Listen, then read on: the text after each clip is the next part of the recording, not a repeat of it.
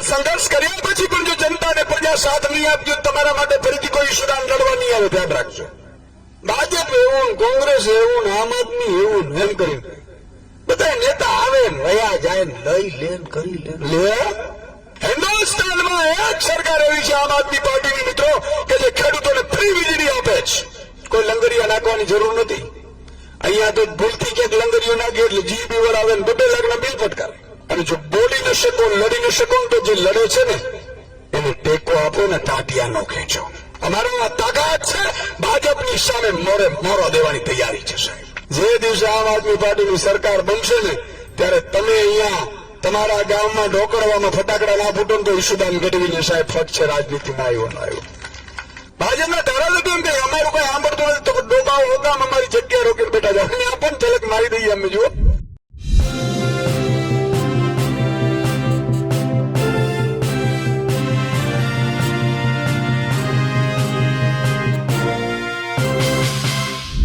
આમ આદમી પાર્ટીના પ્રદેશ અધ્યક્ષ ઈશુદાન ગઢવી ઢોકલવા ગામમાં હતા. તેઓએ સ્થાનિક સ્વરાજની ચૂંટણી લઈને પ્રચાર કર્યો અને ખેડૂતોને કયા કયા પ્રકારના લાભો આપી શકાય તેને લઈને તેઓ પંજાબ સરકારનું ઉદાહરણ આપ્યું. સાથે ગુજરાતમાં સરકાર જે રીતે કામ કરી રહી છે તે ખેડૂતો વિરોધી છે. ન તો તેમને ટેકાના ભાવ મળે છે, ન તો MSP મળે છે, ન તો પાક વીમા, ન તો સીધી રીતે કોઈ વળતર. આ તમામ મુદ્દે તેઓએ સાથે એ પણ કીધું કે વીજ લાઇનને લઈને જે સમસ્યા છે તેને લઈને પણ ખેડૂતો નારાજ છે અને સરકાર ખેડૂતોના બદલે ઉદ્યોગપતિઓનું સપોર્ટ કરી રહી છે. ગંભીર આરોપ કાયદો અને વ્યવસ્થા, ગંભીર આરોપ જે આરોગ્ય સુવિધા છે તેને લઈને અને ગંભીર આરોપ જે ઇન્ફ્રાસ્ટ્રક્ચર છે એટલે કે રોડ, રસ્તા, તમામ બાબતોને લઈને પણ તેઓએ ભાજપ સરકાર ઉપર લગાવ્યા. નમસ્કાર, હું છું ચિંતામણી પુત્ર અનિલ પટેલ. સ્વાગત છે આપનું અમારા કાર્યક્રમમાં. આવો સાંભળીએ ઈશુદાન ગઢવીએ આ સભામાં સરકારને કેવી રીતે ઘેરી. એક સોનભાઈ માની જય બોલાવશું. બોલો સોનાલ માતા કી, ભારત માતા કી જય જવાન. મિત્રો, આજે ચૂંટણીઓ જયારે નજીક આવી રહી છે સ્થાનિક સ્વરાજ્યની, ત્યારે આજે અહીંયા આ પહેલા પણ 2022માં પણ અહીંયા મંડપ હતા અને મને ખબર છે સભાનું સંબોધન કરી ગયો હતો. આજે ફરીથી તમારી વચ્ચે માં હોનબાઈ મારા આશીર્વાદ લઈ એમના દર્શન કરીને આવવાનું થયું છે. માફી ચાહું છું કે સન્માન ને બધું એટલા માટે કે હજી એક સભા છે અને સમય પૂરી કરવાની છે. પણ મિત્રો, થોડી વસ્તુ આપણી સમક્ષ મારે મૂકવી છે કે આ ચૂંટણીઓ છે એ સ્થાનિક સ્વરાજ્યની ચૂંટણીઓ છે. સ્થાનિક સ્વરાજ્યની ચૂંટણીઓ એટલે સ્થાનિક લોકોને નેતૃત્વ પૂરું પાડતી ચૂંટણીઓ. ઘણા લોકો એમ કે સુદાનભાઈ આ તો ભાજપનું કામ, આ કોંગ્રેસનું કામ. એવી રીતે ચૂંટણીઓ નહીં. તમારા રોડ રસ્તા આજે હું સવારથી સાહેબ ફરી રહ્યો છું ચોટીલાના મત વિસ્તારમાં. તમને ખરેખર ધન્યવાદ આપવા પડે, નમન કરવું પડે. આ રસ્તામાં તમે જીવો છો. આ કેળ એક થઈ જાય એમ છે. અને તમારા બૈડિયા છે ને બહુ મજબૂત છે. ભગવાન તમને મજબૂત રાખે. મને એટલું બધું આજે દુઃખ થયું મિત્રો, આ વિસ્તારમાં ફરી રહ્યો હતો. ઘણી જગ્યાએ સિંચાઈની પાણીની વ્યવસ્થા નથી. લોકો એમ કહે કે સુદાનભાઈ પાણી અહીંયાથી આવવું જોઈએ. રોડ રસ્તા સારા નથી. કોઈ ઠેકાણે મેં સારી સ્કૂલ જોઈ નહીં, કોઈ સારી વ્યવસ્થા જોઈ નહીં. ગામડામાં પણ જ્યાં ઉભા હોઈએ તો ધૂળની ડમરીઓ ફેફસામાં 500 ગ્રામ ઘૂસી જાય એવી હાલત છે. છતાંય જો આપણે એ જ વિચાર કરતા હોઈએ કે ના હું તો ભાજપનો છું, તો મિત્રો યાદ રાખજો, હવે ભગવાન કૃષ્ણ કે ભગવાન રામ તમને બચાવવા નહીં આવે. તમારે જાતે જાગૃત થવું પડશે. સમય જુઓ તમે. આજે ખેડૂતોને ભાવ નથી મળતા. ખેડૂત રાડો પાડે છે. એવું કહેવામાં આવ્યું હતું 2014માં એવું કહેવાતું હતું કે ભાઈ ખેડૂતોને સ્વામિનાથન કમિશનના રિપોર્ટ પ્રમાણે ભાવ મળવા જોઈએ. મિત્રો, એ ભાવ નરેન્દ્રભાઈ મોદીએ તત્કાલીન પ્રધાનમંત્રી ડોક્ટર મનમોહનસિંહને લખ્યું હતું કે મારા ખેડૂતોને, ભારતના ખેડૂતોને, ગુજરાતના ખેડૂતોને સ્વામિનાથન કમિશનના રિપોર્ટ પ્રમાણે ભાવ મળવા જોઈએ. અને એ જો મળે તો તે ને 60 રૂપિયા મગફળીના થાય, કપાસના પણ ભાવ એટલા જ થાય. પણ મિત્રો દુઃખ સાથે કહેવું પડે છે કે ભાવ તો ન મળ્યા, ભાવ ન મળ્યા, ઉપરથી કડદા ગિફ્ટમાં મળ્યા. અને ત્રીજું, પાક વીમો ખોવાઈ ગયો. 2018 થી પાક વીમો બાકી છે આપણું, એ તો આપ્યું નહીં, પણ પાક વીમા યોજના પણ બંધ કરી દેવામાં આવી. હિન્દુસ્તાનનો એક એવો સ્ટેટ મિત્રો જ્યાં પ્રધાનમંત્રી ફસલ વીમા યોજના બંધ છે. આ ગાડીઓ છે ને, એક દિવસ પણ વીમા વગર ચાલે નહીં. મારો ખેડૂત ઉપર આકાશ, નીચે ધરતી છે. મિત્રો તમને કદાચ આવી બધી યોજનાઓની, વીમાની કદાચ ખબર નહીં પડતી હોય, અને એટલા માટે જ અમારા જેવા ભગવાને માં ભગવતી હુનલમાં કૃપા કરીને અમે ભણ્યા, ગણ્યા, સમજ્યા, જાણ્યા અને ખજાનું જોયું. ગુજરાત સરકારની તિજોરીનો ખજાનો જોયો કે આટલો બધો ખજાનો હોવા છતાં તમારા ખેડૂતો, ગરીબો, વંચિતો, શોષિતો, આઉટસોર્સિંગ કર્મચારીઓ, કોન્ટ્રાક્ટ કર્મચારીઓ, મહિલાઓ પરેશાન કેમ છે? પછી મને ખબર પડી કે આ ખજાનાનું જે મોરું છે ને, એ 3 બાજુ છે. જે મોટા ભાજપના નેતાઓ, મોટા અધિકારીઓ, ઉદ્યોગપતિઓ મલાઈ ખાઈ જાય છે. આપણે ખાલી છોટા મળે છે. શેરડીનો રસ જોયો ને, કાઢતા હોય ચીચોડા. શેરડીનો રસ તમે આમ શેરડી નાખો ચીચોડામાંથી એટલે રસની ધારાવાહી થાય. પછી શેરડીને મરડી નાખવામાં આવે, પછી પાછું નાખે, પછી ત્રીજી વાર મરડી નાખવામાં આવે, પાછું નાખે, ચોથી વાર મરડી નાખવામાં આવે. અને હાવ રસનો ટીપો નો રીએ, છોતરા રીએ ને, એ તમને મને મળે છે. બાકી શેરડીનો રસ આ ગાંડાઓ ખાઈ જાય છે. અને એટલા માટે તમારી મારી આ પરિસ્થિતિ છે. આજે અહીંયા આપણે ગામ, કયું ગામ હતું આપણે તમને? ધારાઈ ગામ. અરવિંદભાઈ, તમે વિચાર કરો, તમારા તમને મને કપાસનો ભાવ મળે ને, એના માટે આપણો ખેડૂત વેચ્યાના માર્કેટમાં જીવતો સળગી ગયો છે. અને છતાંય વેચ્યા હોય, જસદણ હોય, ચોટીલા હોય, ભાજપને ભારી બહુમતીથી લીડ મળી છે. કાં તો તમારા આત્મામાં હોઈ ગઈ છે, ને કાં તો સાહેબ તમારા મારા માટે જે મરે છે ને એની આપણે કિંમત નથી. એક પાકનો વેર હોય અને 40-20 વર્ષ સુધી જિંદગીમાં જીવે દીકરો, અને સોગન ખાતો હોય તો ખાવામાં પણ ઢોરની ચપટી ખાઈ, અને જ્યાં સુધી ટેક પૂરી ન થાય ત્યાં સુધી એ પોતે ટેક રાખતો હતો. અને આજે કેવાય, અરવિંદભાઈ જેટલા કેટલાય લોકો ખેડૂતોએ આપઘાત કરી લીધું તમારા માને ભાવ મળે એટલા માટે, અને છતાંય આપણા પેટનું પાણી નથી હાલતું. આજે મને ઘણા લોકો મળતા હતા, મને કે સુદાનભાઈ પાક વીમા નથી મળતા, 2018 ના બાકી છે, ભાવ નથી મળતા, તમે લડો છો, મજબૂતાઈથી લડો અને એક ફોટો પડાવવા દો. હું ફોટો પડાવ્યો, પછી મેં કીધું વડીલ જરા હવે જોઈ લેજો. મને કે હું તો ભાજપના કિસાન સંઘમાં છું. સમજણ પડે છે કે નહીં? આમ હા આમ સોપો પડી ગઈ, કાં તો જમવા વગર ના છું. હું તો હવારથી જ જમવો. સંઘર્ષ કરવામાં મિત્રો કોઈ કમી નહીં રહે, પણ સંઘર્ષ કર્યા પછી પણ જો જનતા અને પ્રજા સાથ નહીં આપજો, તમારા માટે ફરીથી કોઈ ઈશુદાન લડવા નહીં આવે. ધ્યાન રાખજો. અને ચિંતા એ વાતની છે, લડવા તો નહીં જ આવે, પણ તમે પાછા લડી નહીં શકો. અને લડી નહીં શકો ને તો ગામે ગામ વાંઢાઓની સંખ્યા વધી જશે. આજે અથડાય છે હામમાં, જોજો ગામમાં વાંઢા છોકરીઓ દેતા નથી કોઈ દીકરીઓ આપણા ખેડૂતોને, મજૂરોને, ભાટિયાઓને, શ્રમિકોને. આવા જાતિ કરું છું, નથી દેતા. અને વાંઢાઓનું સંગઠન બને તો ભાજપ પડી જાય. પણ ઈ વાંધાને પાછો ભાજપનો પેજ પ્રમુખ બનાવી દેવામાં આવે. એને એમ થાય કે વાંધો છે, બિચારાને ખબર નથી ભાજપના કારણે રહ્યો છું. હવે કેમ રહ્યો છો ને એનો મારે તમને પ્રૂફ આપવો છે. ઘણા લોકો મને એમ કહે છે, સુદાનભાઈ તમે આવશો તો શું કરશો? ને ઘણા ભાજપના જે ટેકાના ભાવના સેન્ટરો લેતા હોય ને, એ 2 મહિના મગફળી ખરીદે ને, એમાં 1.5 કરોડ રૂપિયો કમાઈ લે, પછી ચૂંટણીઓમાં વાપરતા હોય.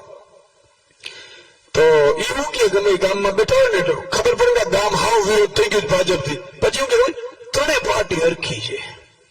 કાંઈ કરવા જેવું છે નહીં.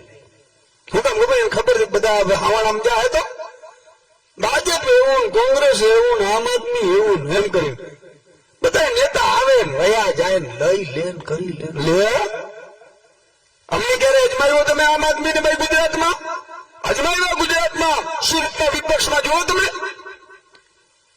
ગુજરાતમાં કોઈ મજબૂતાથી વિપક્ષમાં અવાજ ઉઠાવ્યો હોય તો આમ આદમી પાર્ટીના યુવાનો ઉઠાવ્યો દીકરીઓ ઉઠાવ્યો છે. પંજાબમાં છે આમ આદમી પાર્ટીની સરકાર. આ તમને કોઈ આવું કહેવા આવે ને તો હું તમને 4 વસ્તુ કહી દઉં છું એટલા માટે તમને ખબર પડે. પંજાબમાં આમ આદમી પાર્ટીની મિત્રો સરકાર છે. કેટલા વર્ષની છે? 4 વર્ષની. 4 વર્ષની નાની બાળા શું કામ કરે છે ખબર છે? પંજાબમાં આમ આદમી પાર્ટીની સરકાર બની અરવિંદ કેજરીવાલજીને ભગવત માનજીએ ગેરંટી આપી હતી અને એમણે ચીફ સેક્રેટરી જીબીના અધિકારીઓ કલેક્ટર બધાને બોલાવ્યા અને કીધું તમે કેટલા વાગે નોકરી કરો છો? તો કે અમે નોકરી કરીએ છીએ 10 થી 6 ની. તો કે 10 થી 6 ની નોકરી કરો છો ને તો મારો ખેડૂત રાત્રે 2:30 વાગે પાણી વારવા નહીં જાય. કાલથી સૂરજ ઉગે ને ત્યારે દિવસે વીજળી આપજો ને ફ્રી વીજળી આપજો ખેડૂતોને. આ હિન્દુસ્તાનમાં એક સરકાર કરી શકે છે. હિન્દુસ્તાનમાં એક સરકાર એવી છે આમ આદમી પાર્ટીની મિત્રો કે જે ખેડૂતોને ફ્રી વીજળી આપે છે. કોઈ લંગરિયા નાખવાની જરૂર નથી, કોઈ મીટરિયા ફીટરિયા કશું જ નહીં. અહીંયા તો ભૂલથી ક્યાંક લંગરીઓ નાખે એટલે જીબી વર આવે ને 2 લાખના બિલ ફટકારે. આ વાત હાજી કરું છું. બીજી વાત, આજે ટેકાના ભાવે ખરીદી કરવામાં આવે 200 મણ ખરીદી કરતા હતા પેલા, પછી ભાજપની ખેડૂતોએ ખોબલે મત આપ્યા એટલે એને 125 કરી નાખ્યા. હવે મેં સાંભળ્યું છે કે જો આગામી આ સ્થાનિક સ્વરાજ્યની ચૂંટણીમાં કમળનું બટન દબાવો જ્ઞાતિ જાતિ ધર્મના મિત્રતાના માસીના કાકાના કહેવાથી તો યાદ રાખજો માત્ર 40 મણ મગફળી ખરીદવાનું આ લોકો નક્કી કરશે એવું મેં સાંભળ્યું છે. બાકીની મગફળી સમજી ગયા? માત્ર 40 મણ. એટલે જાગો, હિંમતથી ઉભા થાઓ, લડો, પરિસ્થિતિની સામે બોલો. અને જો બોલી ન શકો લડી ન શકો તો જે લડે છે ને એને ટેકો આપો ને તાટિયા નો ખેંચો. બાકી અમે પહોંચી લેશું. અમારો આ તાકાત છે. ભાજપની સામે મોરો દેવાની તૈયારી છે સાહેબ. પણ એટલા માટે મિત્રો તમારા આશીર્વાદની ખૂબ જરૂર છે. તો વાત કરતો તો પંજાબમાં એક કામ, ખેડૂતોનું જેટલું પણ ઉપજ થાય એપીએમસી માર્કેટમાં 200 મણ થાય, 500 મણ થાય, 1000 મણ થાય, એ દરેકે દરેક ટેકાના ભાવે સરકારે કમ્પલસરી ખરીદી લેવું. અને વેપારી પણ જો ખરીદવા છે તો ટેકાના ભાવેથી 1 રૂપિયો પણ ઓછો ખરીદી ન કરી શકે. એટલું નહીં, જો કરે ને તો જેલમાં નાખી દે અને સેમ ડે રૂપિયા ખાતામાં આપી દે એવી વ્યવસ્થા પેદા કરી છે આમ આદમી પાર્ટીએ સાહેબ. કરી બતાવ્યું ભાજપ, કરી બતાવ્યું. હું એમ કહું છું ઘણા ભાજપ એમ કહે વિશ્વનાથભાઈ તમે ગમે એટલા ખેડૂતોને જાગૃત કરો, અમારા અડધા ગામ અમારા જ છે. મેં કીધું એમાં બકરા હલાલ થવા આવતો તમે શું કરીએ છીએ? પણ આપણે જનતાને જાગૃત કરવાનું, જનતાને આત્મા જગાડવાનું અમે કામ કરી શકીએ, બીજું કઈ ન કરી શકીએ. આજે આપણી સરકાર નથી. આમ આદમી પાર્ટીમાં 2022માં આમ આદમી પાર્ટીની સરકાર બની તો એક ઝલક ખાલી સાંભળી લો. હું હોત આ તમારા રસ્તા છે ને યાલા ગ્રાન્ડ રસ્તા બની ગયા કોઈ ધૂળની ડમરી ક્યાં ચડતી ન હોત. આમ આદમી પાર્ટીની સરકાર હોત તો ખેડૂતોનું દેવું માફ થઈ જાય અને ફેકુડિયું નહીં, ડાયરેક્ટ તમને ભાવ ફેર સીધા ખાતામાં જમા થતા હોવાની વ્યવસ્થા પેદા કરી દે સાહેબ. એટલું નહીં, તમારા ખેતરમાં પોલીસ આવે, થાંભલાવાળા આવે, બેફામ પડે, મરજી પડે તો ઉભા પાકને ઉભું કરે ને એવી વ્યવસ્થા નહીં. કલેક્ટર કે ડીએસપી ની તાકાત નથી ખેડૂતને પૂછ્યા વિના ખેતરમાં ઘૂસી શકે સાહેબ. આવા કાનૂન લાવત. એનાથી મોટી વાત વીજળી ફ્રી મળત, દિવસે મળત અને પૂરેપૂરી 8 કલાક વિધાઉટ એક ઝટકે મળત સાહેબ. એટલું નહીં, તમારા ગામમાં અંગ્રેજી મીડિયમની સ્કૂલો બનવાની શરૂ થઈ જાય, ગોકુળિયા ગામ બની જાય, ચારે બાજુથી સુંદર હરિયાળી હોય એવા ગામ બની જાય, તેનું બદલી શકે એવા પાણી મળત. તમારા ઘરે પણ જેમ વિદેશમાં ખેડૂતો સુખી છે, અમેરિકન, ઇઝરાયલ એવા ગામડા બનાવત ને એવા ખેડૂતોને તૈયાર કરત કે સામેથી 20 વીઘાના માલિક હોય ને તો નોકરી કરતો એની દીકરી ન આપે, પણ 20 વીઘાના માલિકની દીકરી આપવા માટે સામેથી એનો બાપ આવે ને એવી વ્યવસ્થા પેદા કરત છે. પણ આપણે બોરવાઈ જઈએ છીએ. આજે પંજાબમાં આપણે અહીંયા જે લાઇટના બિલ આવે છે એ ક્યાંક 20 રૂપિયાના આવે, 200 રૂપિયા આવે, 500 રૂપિયા આવે, 1000 રૂપિયા આવે, પણ આવે તો છે ને બિલ 30 વર્ષનો દાંડો છે. અહીંયા ભાજપની સરકારને 30 વર્ષ થયા છે, બરોબર કે નહીં? આમ આદમી પાર્ટીની 4 વર્ષની સરકાર છે.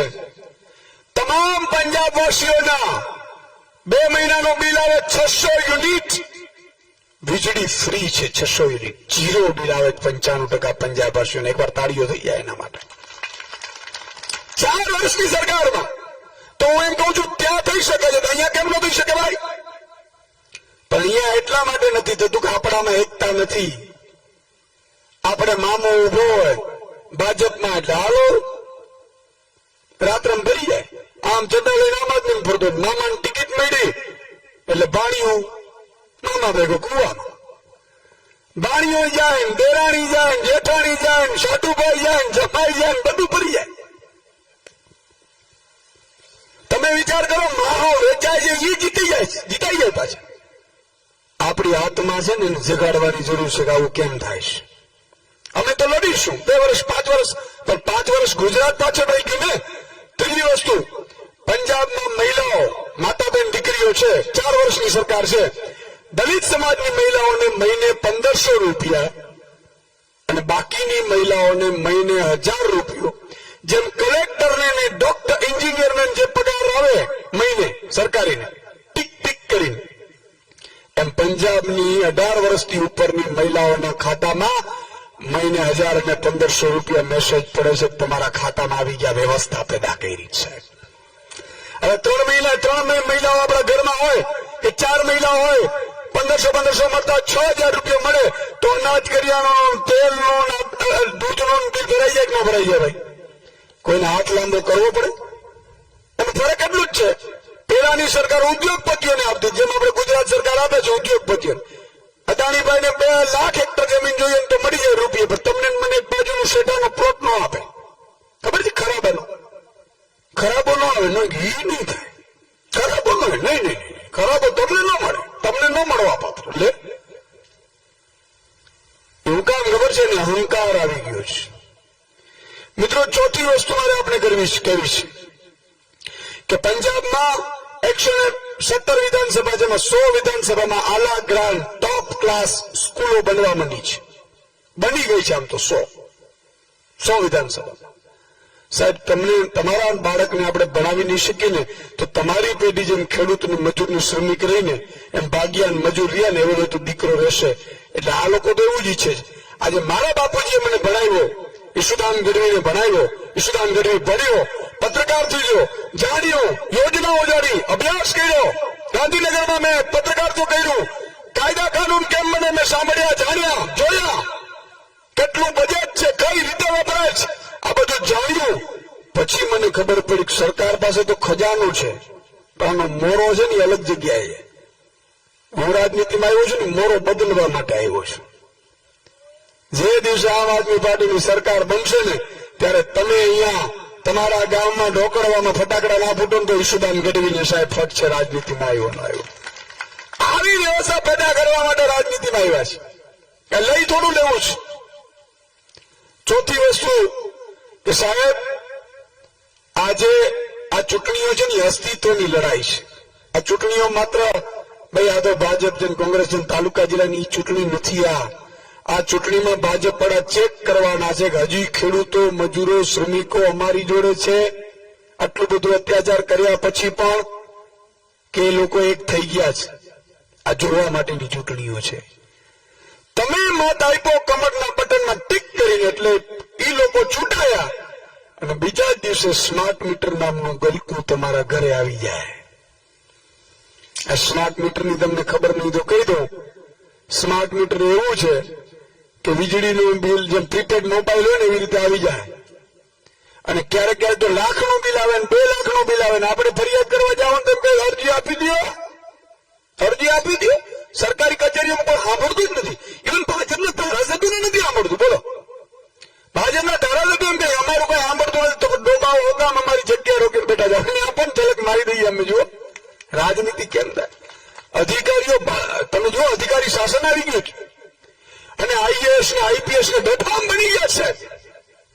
આ લોકોના 4 હાથ છે. પણ મિત્રો, રાવણ ખરાબ નહોતો, પરંતુ સતત સત્તા મળી એટલે રાવણ ખરાબ થયો. કંસ, રાવણ તો પેલા શિવ ભક્ત હતો, ચેક કરી લેજો. દિલાભાઈ ગાયે કેટલા બધાએ ગુણગાન લખ્યા છે. શિવ ભક્ત હતો રાવણ, પરંતુ સતત સત્તા આવી એટલે અહંકારી થયો. પેલા 30 વર્ષ પહેલા કોંગ્રેસની સરકાર હતી, 30 વર્ષ રહી, અહંકાર આવ્યો, પ્રજાએ એને જાકારો આપ્યો, ભાજપની લાવ્યા. ભાજપને આજે 30 વર્ષ થયા, એ જ સમય છે 30 વર્ષનો. ફરીથી અમને અહંકાર આવ્યો છે. અત્યારે જો તમે ગુંડાઓ, લુખાઓ, લપંગાઓ બેફામપણે ઉમેદવારોને ખેંચાવે છે, રૂપિયા આપે છે, બિનરીત કરે છે, ધમકીઓ આપે છે, નીકળતો નહીં તો તારા ઘર પાડી દેશું, આવું કહે છે ખુલ્લે આમ. 30 વર્ષ કોઈને શાસન ન અપાય. 2027 આમ આદમી પાર્ટીની સરકાર બને ને તો કહીને જાઉં છું, માતાજીની સાક્ષી કે 15-20 વર્ષે આમ આદમી પાર્ટીની સરકાર બદલી નાખજો, ને તો ત્યાં રાવણ અને કંસ ભરાઈ જાય. કાયમી સુદાન હોય એવું જરૂરી નથી. બરોબર છે ને? એટલા માટે કહું છું, પરિવર્તન સંસારનો નિયમ છે. જો ડરતા હો, માની લો તમને હિંમત નથી, તમને બીક પીવડાવે છે, તો બટન દબાવવામાં કોઈને ખબર નથી પડવાની તો કોનું બટન દબાવવાના છો. અંદર જઈને ઝાડુનું બટન. અમે અમારા ઉમેદવારો છે, રમેશભાઈ જાડા છે, અજીતભાઈ ખોરાણી છે, બરોબર છે, આ જિલ્લા પંચાયત આ તાલુકા પંચાયતના છે. મિત્રો, ઝાડુનું છે ને બટન, જે માતાબેન દીકરીઓ હાવણો લઈ અને વારે છે, ફળિયું સાફ કરે છે, ઘર સાફ કરે છે, સાવણાથી કરે છે. અને સાવણો એક રીત સડી છૂટી પડી જાય તો ગરાવાનું કામ નથી આવતું, પછી એક કચરો બની જાય. સમજી ગયા? એમ રાજનીતિની ગંદકી સાફ કરવા માટે સાવણાની જરૂર છે. અને આપણે ખેડૂતો, મજૂરો, શ્રમિકો, ભાગ્યાઓ, મહિલાઓ, બેરોજગાર યુવાનો, એટલે કે બેરોજગાર યુવાનો એટલે વાંઢાઓ પણ આવી જાય એમાં, આ બધાને આપણે એક થવાની જરૂર છે. અને એવી સરકાર લાવવાની છે કે સાહેબ એક વખત મોકો આપજો. તમે 30 વર્ષ આણા 30 વર્ષ આગલા એટલે 60 વર્ષનું ભેગું કામ નહીં કર્યું હોય એટલું જો 5 વર્ષમાં કરી ન આપીએ ને તો બીજી વાર લાત મારીને કાઢી મૂકજો. આમ આદમી પાર્ટીની સરકાર છે પંજાબમાં. કોઈ ભાજપ વાળાને ઉપાડીને ખોટા કેસમાં એલસીબી ને એસઓજી આઈપીએસ મોકલતા નથી.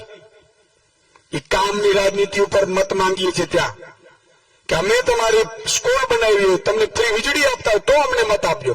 આ ભાઈલાઓ શું નીકળે, શું કહેવા જાય? ભાજપ વાળા કીએ હું કર્યું એમ. એટલે શું કરે ખબર છે? પોલીસને આગળ કરે. પોલીસને પાછા ગ્રેડ પે તો આપે જ નહીં. ગ્રેડ પે તો આપણે આપવાના છે. આ રેખામાં લખેલું છે પગાર. સમજ્યા તમે? ધમકાવે, ઉમેદવારોને બેહાડી દે, વિપક્ષને બેહાડી દે.